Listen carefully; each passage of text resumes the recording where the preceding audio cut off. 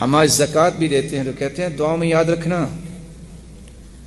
شیخ محمد بن صالح العثیمین کہا کرتے تھے کہ زکوٰۃ دے کر دعاؤں کا مطالبہ کرنا شرعاً جائز نہیں ہے. تم تو اللہ کا حق ادا کر رہے ہو، تم کو احسان کر رہے ہو. سلف صالحین تو صدقہ کر کے بھی یہ نہیں کہتے تھے کہ دعا کرنا، کہتے تھے کہیں اس کو دعا اس کے عوض میں کروا کے اجر نہ ضائع کر لے، اور تم زکوٰۃ دے کے کہتے ہو کہ دعا کرنا. تمہارا تو حق ہی نہیں، تو اللہ کا حق تم نے ادا کیا. رسول اکرم صلی اللہ علیہ وآلہ وسلم نے صحابہ کرام کو جب حکم دیتے، صحابہ مقابلہ کیا کرتے کہ کون اللہ کی راہ میں زیادہ مال خرچ کرتا ہے. الصدقہ تطفئ غضب الرب وتدفع میتۃ السوء. صدقے سے تو اللہ کا غصہ ٹھنڈا ہو جاتا ہے اور اللہ اس کو بری موت سے بچا لیتے ہیں. اللہ بری موت سے تو بچ گیا تو گناہ، مجھ سے بہت غلطیاں ہو گئیں. الصدقہ تطفئ الخطیئہ کما یطفئ الماء النار.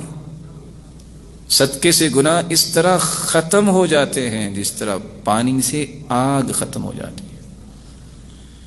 اللہ قبر میں بھی کچھ ہو سکتا ہے، بہت چھوٹی قبر ہے، کیا کروں گا.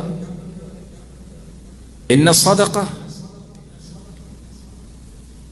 لتطفئ عن اہلها حر القبور. قبر کو ٹھنڈا کرنا چاہتی ہو تو صدقہ کرو. اللہ قیامت کو اٹھیں گے تو وہاں تو حالت ہی کچھ اور ہوگی. فرمایا ظل المؤمن یوم القیامت صدقۃ. ساری دنیا ویسے جاری ہوگی، صدقہ کرنے والے کا صدقہ اس پہ سائبان اور امبریلا اور چھتری بن کے اس کے اوپر جا رہا ہوگا جہاں وہ جا رہا ہوگا.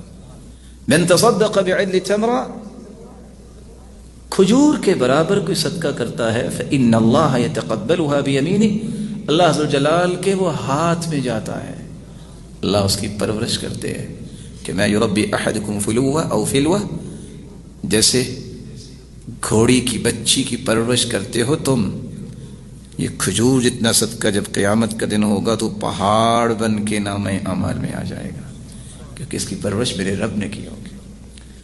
اور سورۃ المنافقون کے آخر میں اللہ عز و جلال نے فرمایا اللہ تھوڑی سی مہلت دے دے، کہے گا وہ شخص لولا اخرتنی الی اجل قریب فاصدق. یہ نہیں کہا اس نے اللہ تھوڑی سی مہلت دے دے، میں یہ کام کروں یہ کام کروں، کاش میں صدقہ کروں. وَأَكُن مِّنَ الصَّالِحِينَ، اور میں صالح لوگوں میں شمار ہونے لگ جاؤں، نیکیاں کرنے والا ہوں، لیکن تذکرہ صرف صدقے کا کیا.